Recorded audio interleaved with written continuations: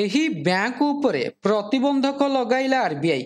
ଆଉ ଟଙ୍କା ଉଠାଇ ପାରିବେନି ଆକାଉଣ୍ଟଧାରୀ। ଏବେ କ'ଣ ରହିଛି ସମ୍ପୂର୍ଣ୍ଣ ଅପଡେଟଟି ଆସନ୍ତୁ ଜାଣିବା। ତା ପୂର୍ବରୁ ଭଲ ପାଇବା ସ୍ୱରୂପ ଭିଡ଼ିଓଟିକୁ ଲାଇକ୍ ଆଉ ସେୟାର କରି ଚ୍ୟାନେଲଟିକୁ ସବସ୍କ୍ରାଇବ୍ କରନ୍ତୁ।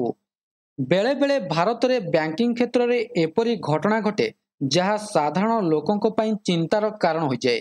ଯେତେବେଳେ ଏକ ବ୍ୟାଙ୍କ ହଠାତ୍ ବନ୍ଦ ହୋଇଯାଏ, ଗ୍ରାହକମାନେ ଭୟଭୀତ ହୋଇଯାନ୍ତି। ମୁମ୍ବାଇ ସ୍ଥିତ ନ୍ୟୁ ଇଣ୍ଡିଆ କୋଅପରେଟିଭ ବ୍ୟାଙ୍କର ଗ୍ରାହକମାନଙ୍କ ପାଇଁ ସମାନ ସଙ୍କଟ ଦେଖାଦେଇଛି। ଭାରତୀୟ ରିଜର୍ଭ ବ୍ୟାଙ୍କ ଏହି ବ୍ୟାଙ୍କ ଉପରେ ଅନେକ କଠୋର କଟକଣା ଲଗାଇଛି, ଯାହା କେବଳ ନୂତନ ବ୍ୟବସାୟକୁ ବନ୍ଦ କରିଦେଇଛି ତାହା ନୁହେଁ, ବରଂ ଗ୍ରାହକମାନଙ୍କୁ ନିଜ ଟଙ୍କା ଉଠାଇବାର ମଧ୍ୟ ଅନୁମତି ନାହିଁ। ଏହି ପ୍ରତିବନ୍ଧକ କାହିଁକି ଲାଗିଗଲା, ଏହାର ପ୍ରଭାବ କ'ଣ ହେବ ଏବଂ ଗ୍ରାହକମାନେ ପରବର୍ତ୍ତୀ ସମୟରେ କ'ଣ କରିବା ଉଚିତ, ତେବେ ଆସନ୍ତୁ ଜାଣିବା।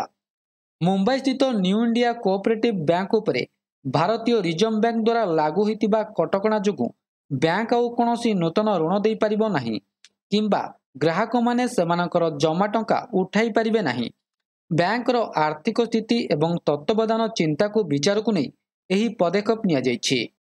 ଆରବିଆଇ ଅନୁଯାୟୀ ଏହି ବ୍ୟାଙ୍କରେ ଟଙ୍କା ଜମା କରିଥିବା ଗ୍ରାହକମାନେ ଜମା ବୀମା ଯୋଜନା ଅଧୀନରେ ସର୍ବାଧିକ 5 ଲକ୍ଷ ଟଙ୍କା ପର୍ଯ୍ୟନ୍ତ ଦାବି କରିପାରିବେ। ଏପରି ଗ୍ରାହକମାନଙ୍କୁ ବ୍ୟାଙ୍କରେ ସେମାନଙ୍କର ଦାବି ଦାଖଲ କରିବାକୁ ପଡ଼ିବ। 2024 ମାର୍ଚ୍ଚ ଶେଷ ସୁଦ୍ଧା ବ୍ୟାଙ୍କରେ ମୋଟ ଜମା 2436 କୋଟି ଟଙ୍କା ଥିଲା। ଆରବିଆଇ ସ୍ପଷ୍ଟ କରିଛି ଯେ 13 ଫେବୃଆରୀ 2025 ଠାରୁ ବ୍ୟାଙ୍କ କୌଣସି ନୂତନ ଋଣ ପ୍ରଦାନ କରିପାରିବ ନାହିଁ କିମ୍ବା ପୁରୁଣା ଋଣକୁ ନବୀକରଣ କରିପାରିବ ନାହିଁ। ଏହା ବ୍ୟତୀତ ବ୍ୟାଙ୍କକୁ କୌଣସି ନୂତନ ନିବେଶ କରିବାକୁ କିମ୍ବା ନୂତନ ଜମା ଗ୍ରହଣ କରିବାକୁ ଅନୁମତି ଦିଆଯିବ ନାହିଁ।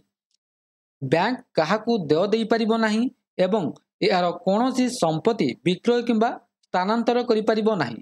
ତେବେ ଏହା ଥିଲା ସମ୍ପୂର୍ଣ୍ଣ ଅପଡେଟଟି।